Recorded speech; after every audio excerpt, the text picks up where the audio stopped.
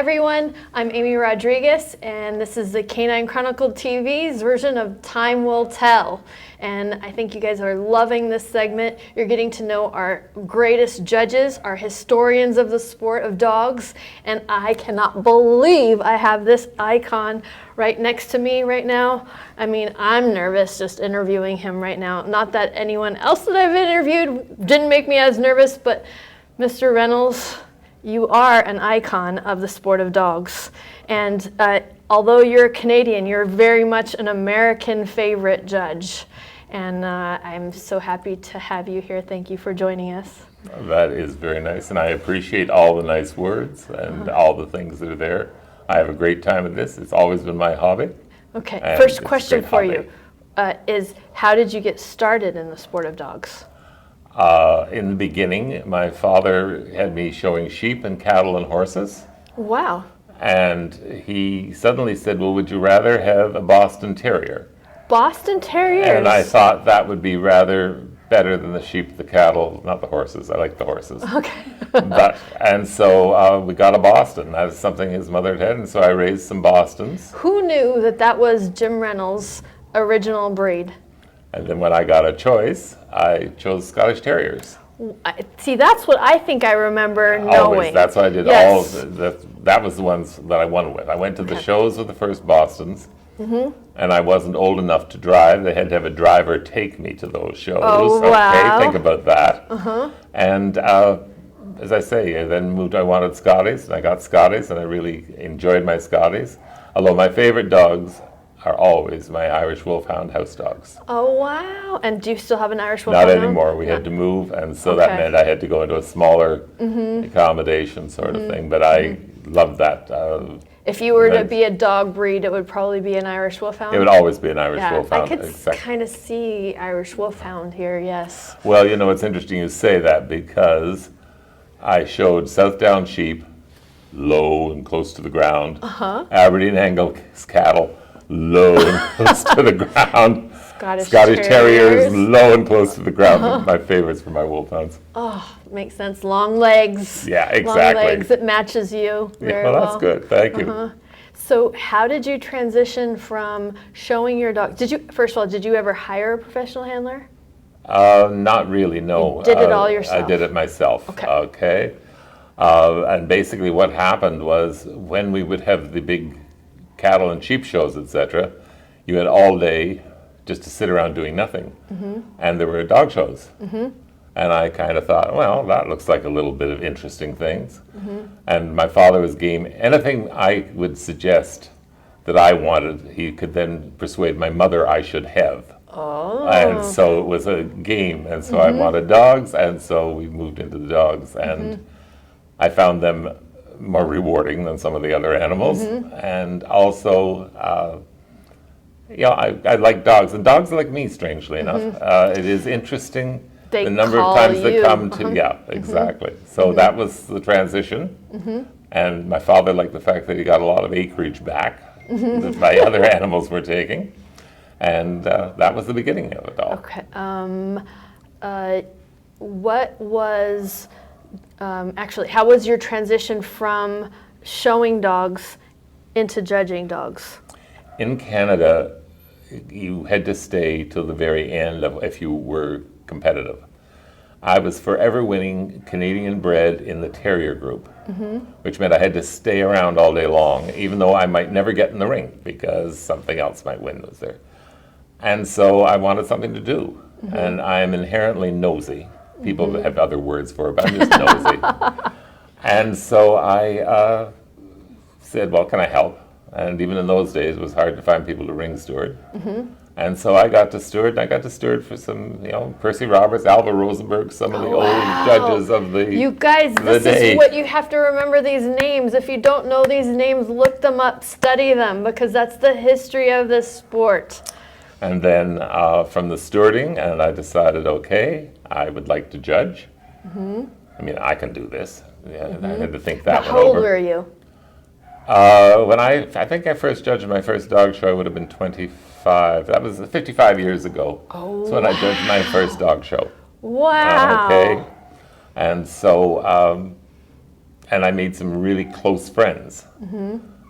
Annie Clark, Mike Billings, some of the great people, Janie and Bob.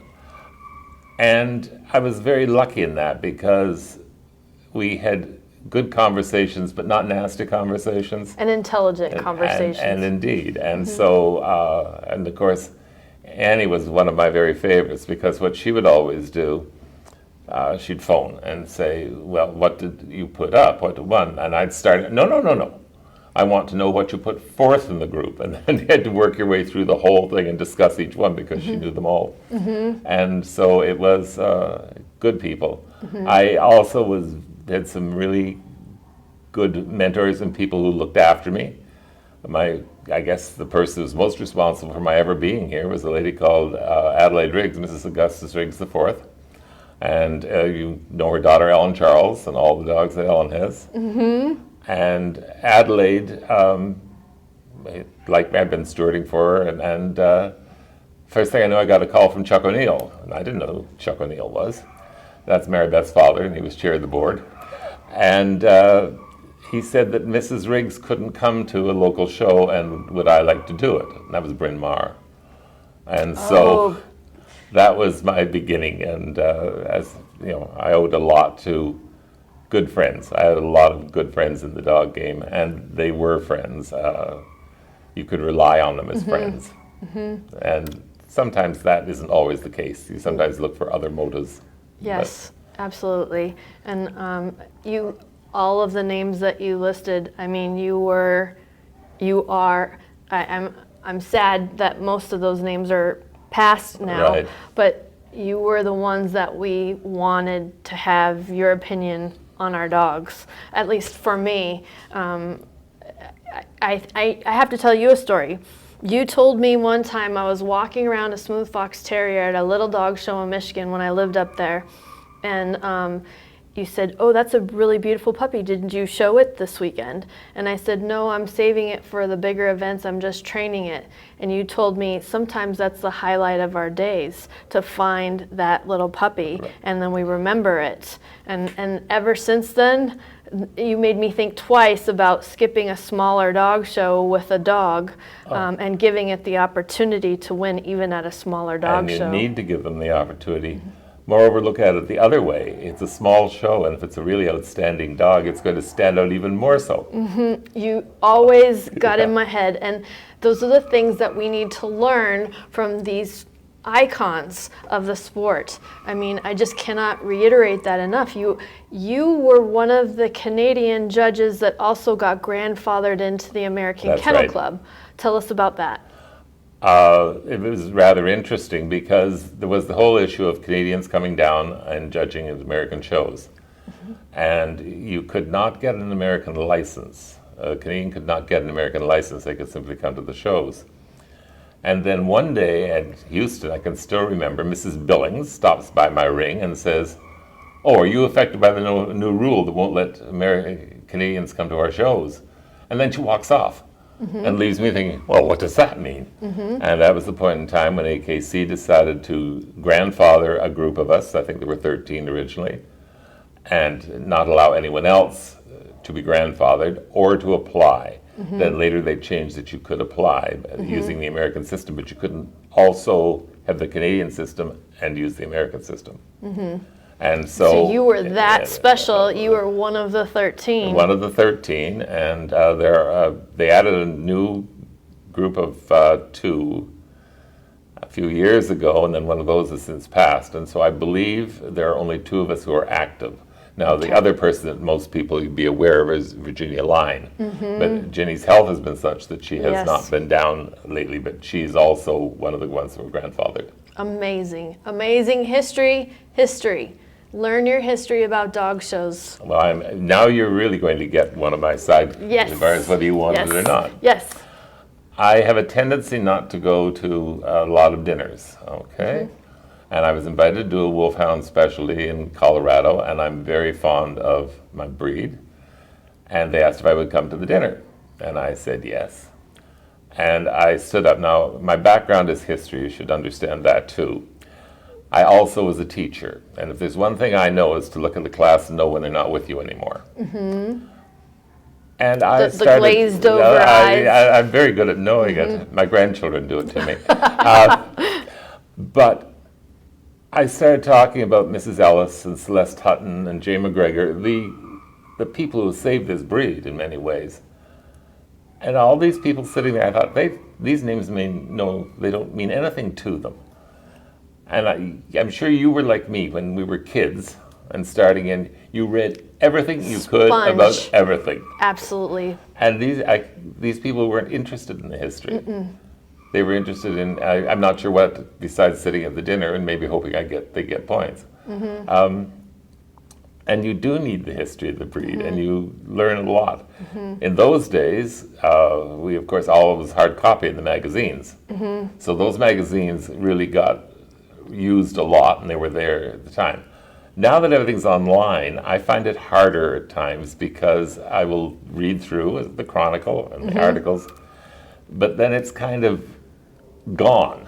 Yes. Whereas the hard copy used to be there. And everyone saved it. Right, and saved it. And but you did, we had artists in this breed, photographers, artists. A man called Rudy Towski was famous for it. The pictures didn't always look like the dogs, much better, but still they were. But you could look at a picture, and instead of wondering, okay, this dog's done all this winning, you could look at the picture and say, well, I wonder if that length of leg is really what I would want. And so you were judging, even though you knew you weren't judging. Correct. And all these dogs were winning, and you'd say, okay, that dog's done a lot of winning. And then I must admit, I would look to see where it was and who it was under.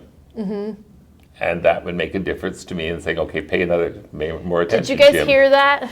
Yeah. Where it was and who it was under.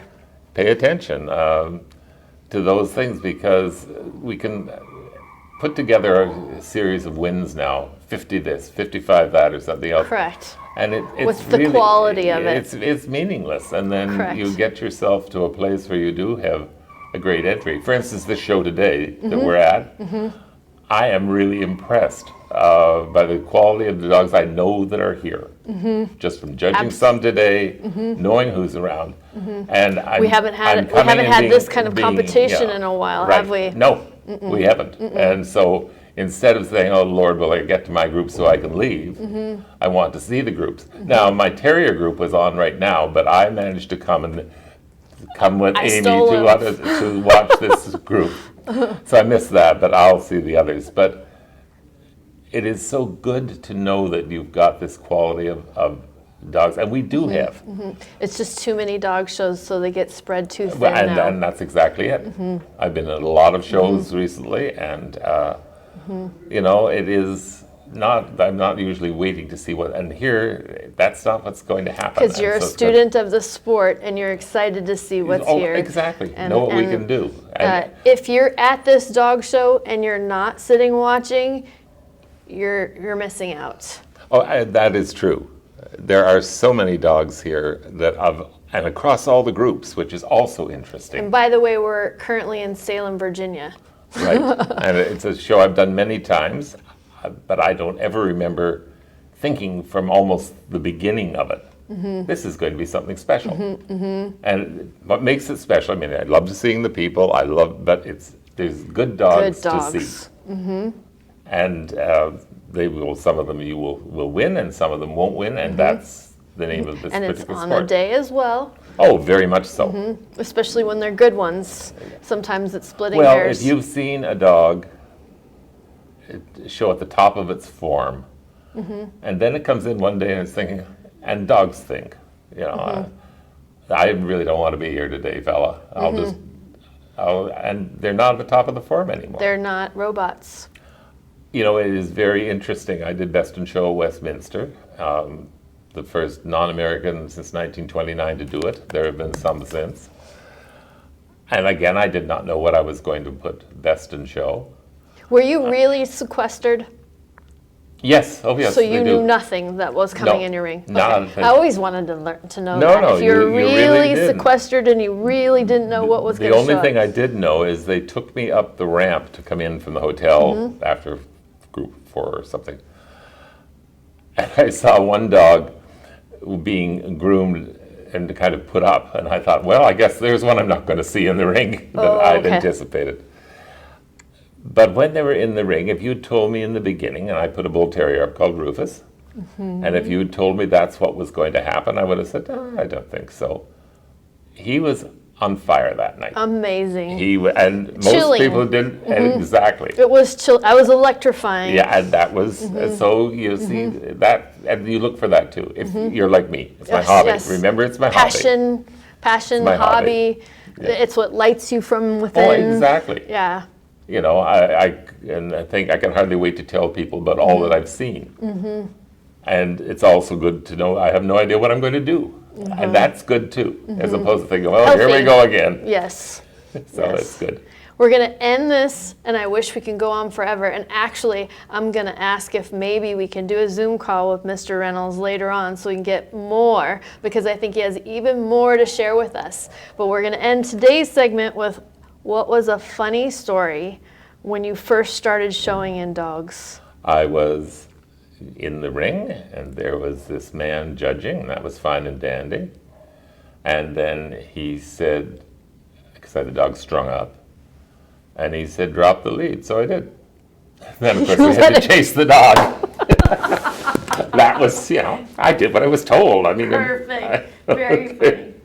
Well, I am so honored to have had you today. I didn't even look at who was going to be on this panel when I was going to get to interview people, and I'm so excited that you are here. Thank you for sharing, and again, I would love to have another interview with you soon. Anytime, Amy. Okay. And I'm going to say, this lady has done a fantastic job in her breeding program. Stay with that one too. I am kind of getting out of showing dogs, but I am always going to be breeding smooth fox terriers. Well, of course. Always. You should. Thank That you was very just much. something I threw in there, okay. Thank you. Thank you, everybody. We hope you enjoyed this segment.